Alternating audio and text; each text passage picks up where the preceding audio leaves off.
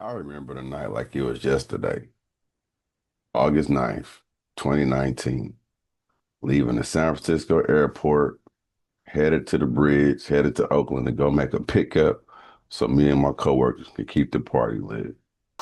Blessings and love, kings and queens. Blessings and love.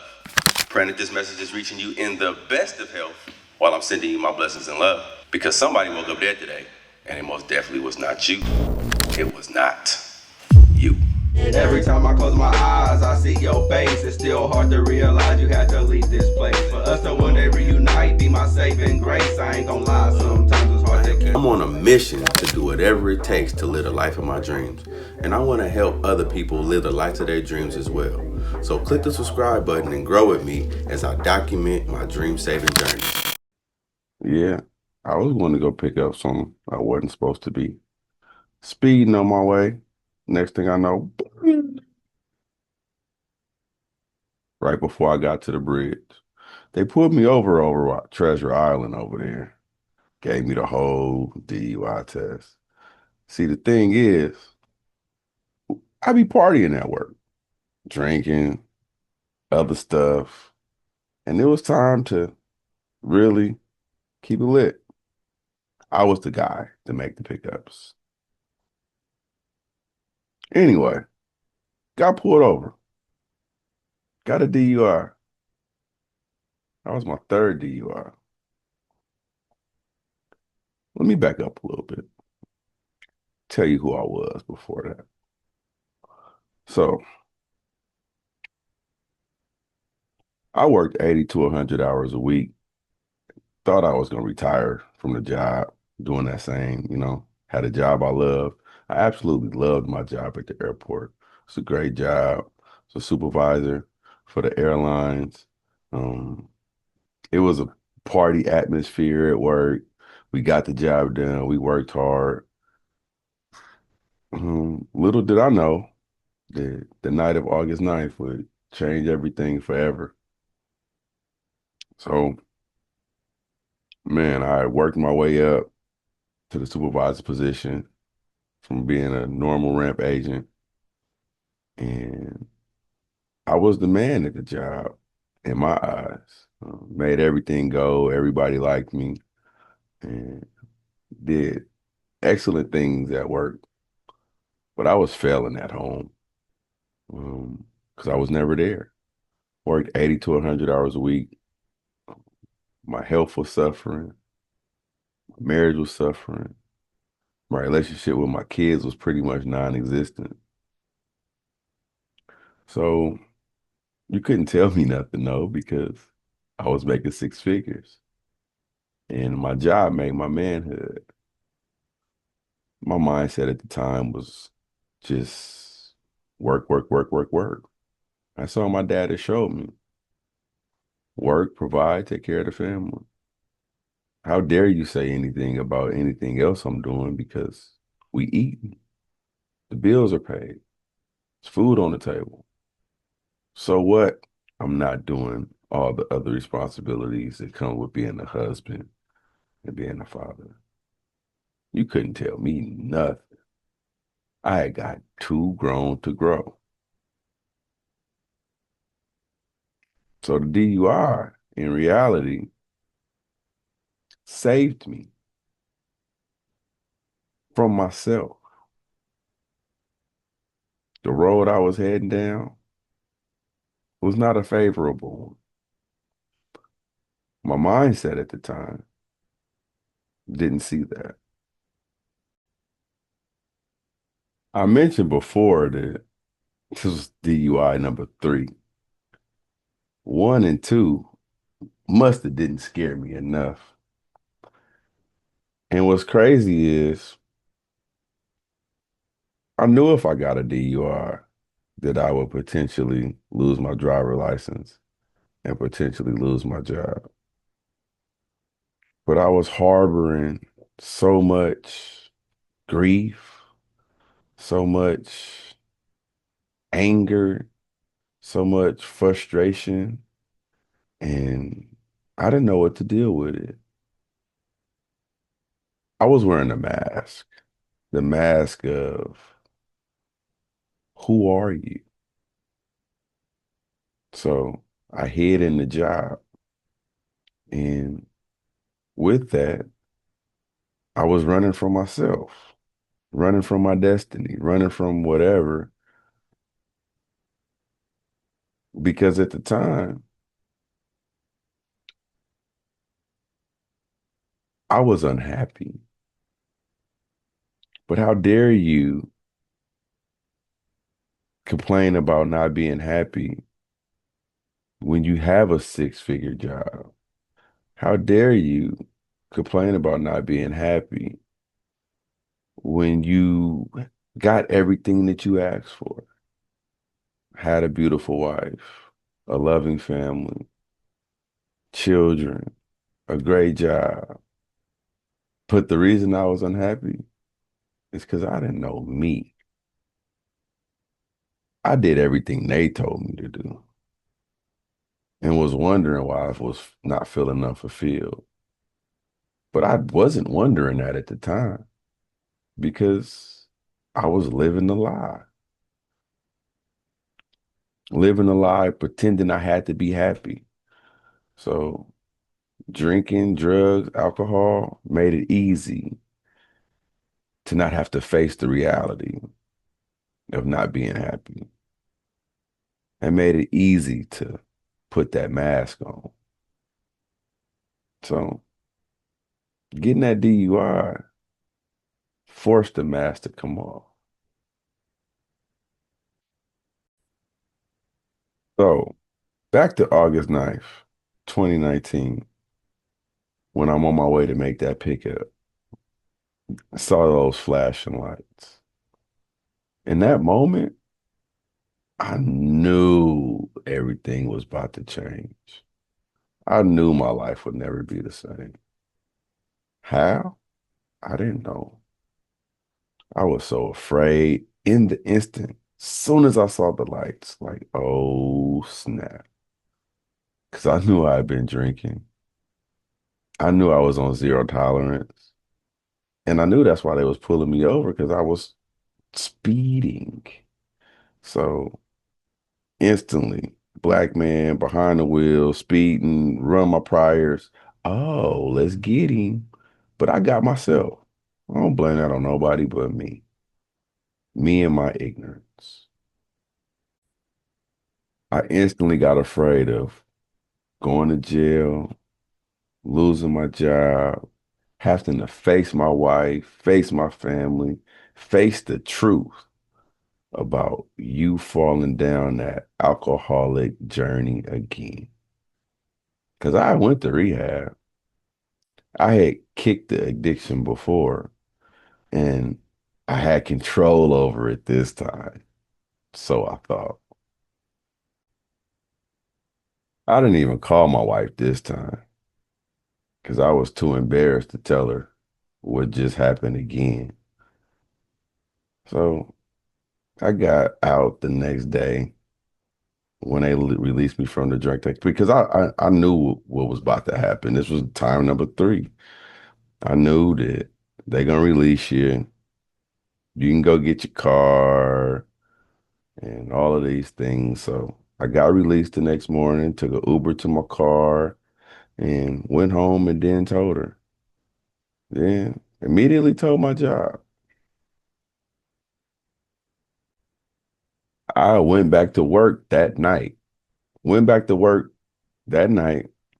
Still went to go make that pickup too, believe it or not, because I had other people's money in my pocket. But I knew that the party was over.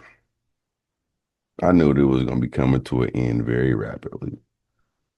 I knew that once my license got suspended, I more than likely was going to lose my job. But I kept lying to myself. Even though I told my job the truth, I kept lying to myself that I was going to be able to get work my way out of it because I got slapped on the wrist once, slapped on the wrist twice. So in my eyes, I'm gonna get slapped on the wrist again. But all that changed in October when my license actually got suspended and I got sent home from work. Then 2 weeks later, I was fired. that's when reality set in. Like, nah, bruh, it's gonna be different this time. I ended up on house arrest, 2 ankle monitors, one for alcohol, one for my location. And it was a real dark moment leading up into that. I was praying because I was fighting, trying to fight the case. And I was praying that, Lord God, just don't let me go to jail, please. And in that moment, praying for God, right? And it made me realize, because I was super angry. Now, I was a loyal worker. I wasn't so loyal at the house, loyal to my family, but I was loyal to that job. Showed up every day, missed family events, family moments, but a job. Like I said, I was working 80 to 100 hours a week. So when it happened, I told them immediately, like, hey, this is what happened. In a couple months, I'm gonna be losing my license. Should I go to a different department? Because the position that I carried in the department I was in, I needed my driver license to keep that position, to keep that in that department.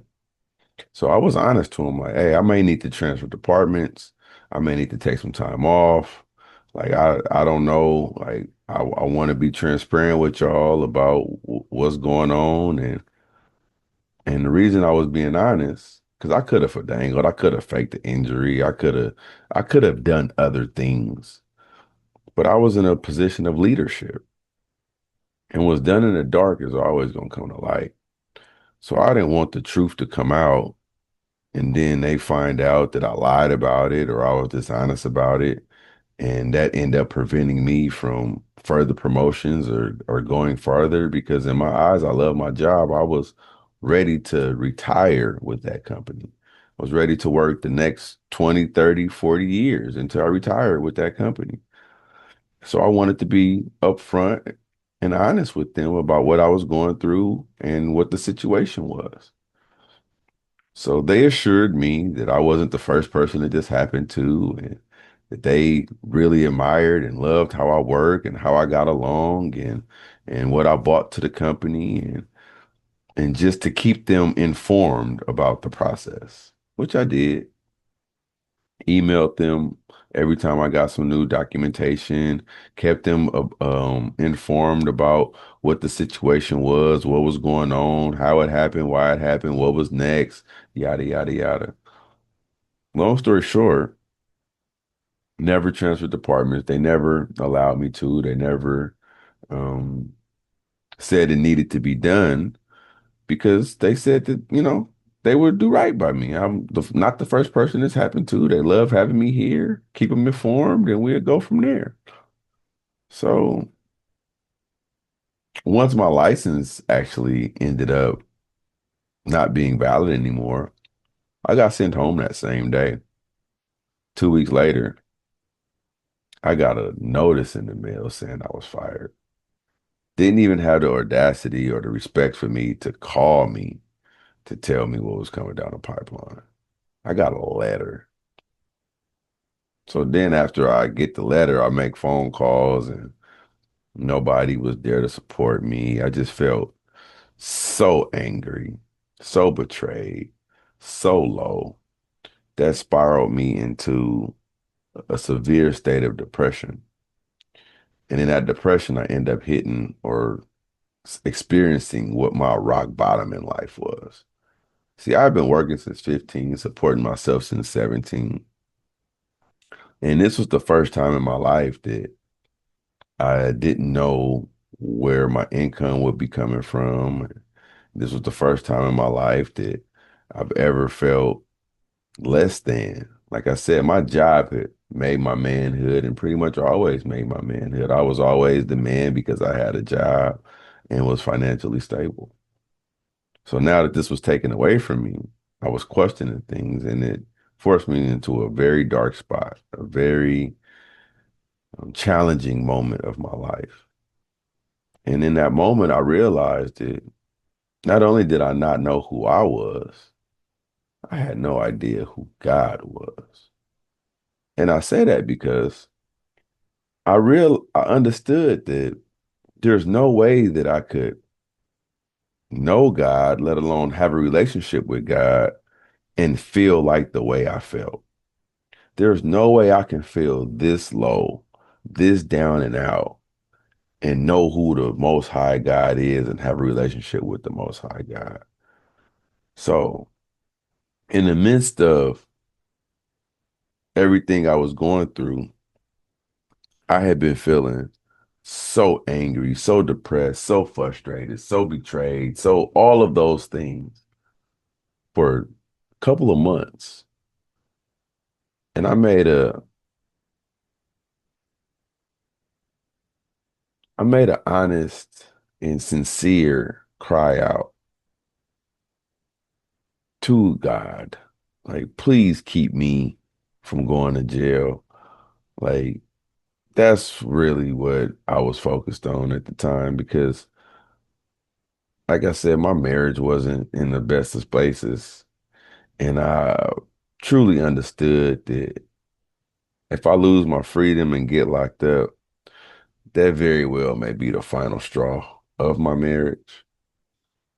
And all I ever wanted growing up,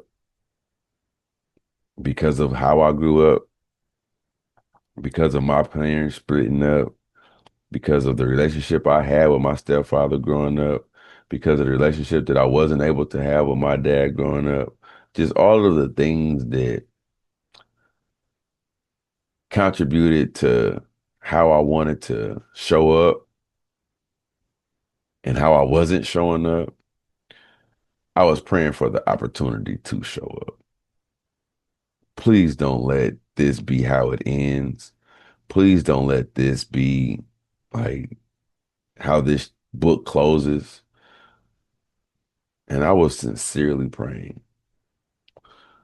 So when I was awarded house arrest instead of jail time, I was sincerely thankful.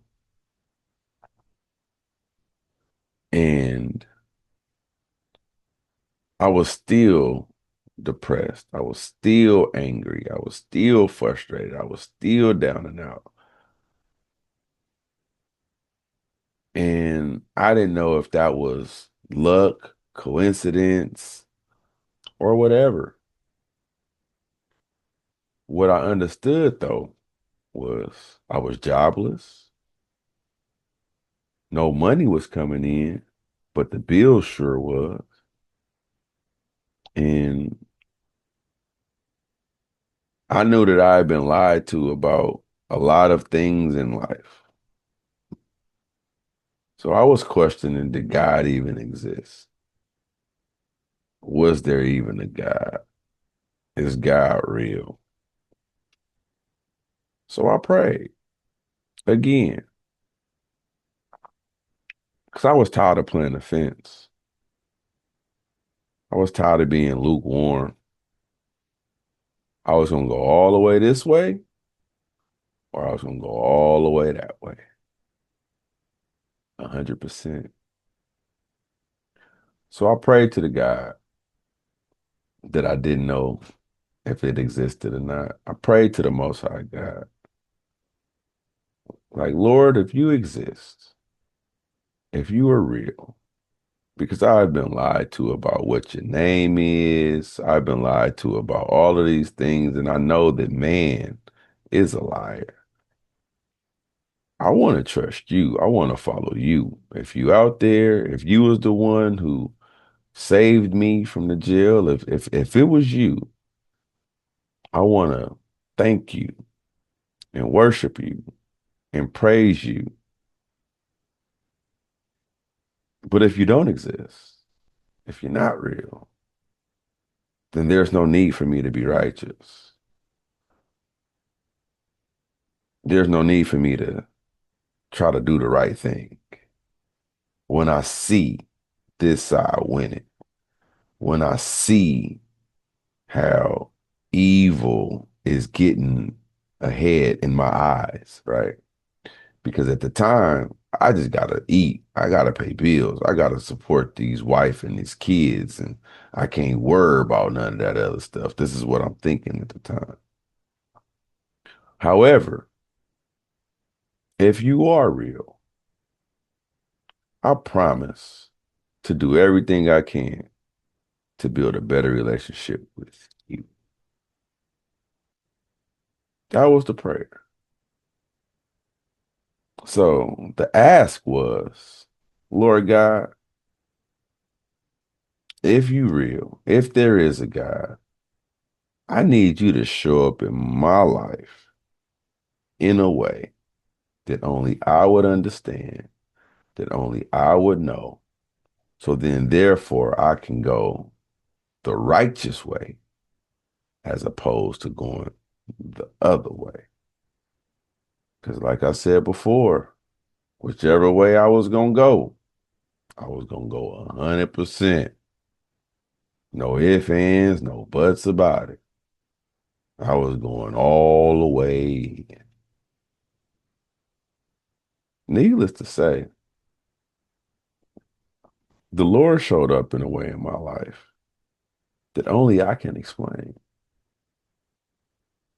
Because I had been down, out, depressed, mad, angry, frustrated, all of these things, all of these feelings, all of this just things that I didn't normally be. So I'm normally a happy-go-lucky, life is great, life is grand type of guy. But when I was in my rut for those months, I ain't feel none of that. Having even suicidal thoughts, having just angry thoughts, just so frustrated, so depressed, so ashamed, so just felt feelings of unworthiness, feelings of all of these things. There was opposite. It let me know that there's no way that I know who God is or I got a relationship with God if there is a God for me to be feeling like this. So what's up? So the way the guy showed me that he was real, the way the guy showed me that I could go forward the righteous way was after I said that prayer. Like immediately after I said that prayer, I felt light, meaning my heart was light, my joy was back, my spirit was back. The gratitude of just getting through the moments. Is so many things were revealed to me about how God has always been protecting me, guiding me, and leading me up into this moment. So my next thought was, wow, I just made a promise. I just made a declaration that if you showed me in only a way that I know, which happened, if you showed up for me in only a way that I can understand, which happened, I'm gonna go all the way this way. So once all of that happened, now I'm in a valley of decision. Do I fulfill the word that I just promised to the Creator, to myself, and go all the way this way? Or do I take this and use it in my way? Because I understood, I realized in that moment who has always been pulling me out of the fire, who has always been protecting me, been saving me, been guiding me, even the times that I wanted to go astray. So I had a decision to make because I couldn't play with it. Because in that moment of understanding, it was revealed to me that if you tempt me, if you play with me, I may not save you again. I may let you fall off all the way off the deep end. But I know that God is a merciful God and God is a graceful God and that I could keep playing with the God if I wanted to. But I didn't want to no more. Because I didn't know how many more chances that I was going to get. So in that moment, in that instance, I decided to go down the path of enlightenment, go down the path of growth. And in that moment, even though the name didn't come yet, even though the brand wasn't developed yet, in that moment, that's when Growing with DiiRT was born. In that instance, because I realized that the only relationship that I really want, the only relationship that I really need is the one with the Creator. So I was striving to become the best son, the best follower, the best whatever I needed to be to show and to prove to God that I was appreciative and I was thankful for being saved. So in that moment, my mission then became grow, learn, understand, develop, tell your story, tell your testimony. Because just like you was, it's somebody else that may not be serving, worshiping, and doing the things that the Creator desires. And I wanted better. I wanted a better life for me. I wanted a better life for my family. And I wanted a better life for humanity in general. But I also knew that, dang, how am I going to do all this? I am who I am. I know what I know.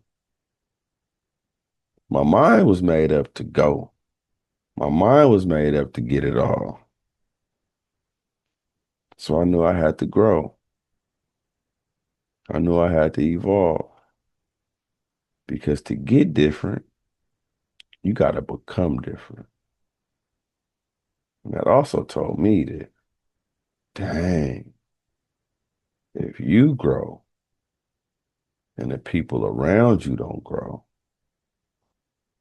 y'all gonna grow apart. So that's what the birth of the Growing with DiiRT brand was all about.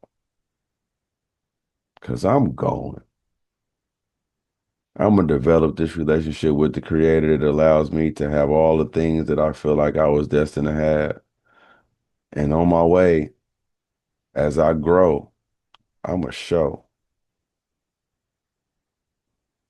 I'm going to tell the story and give God the glory.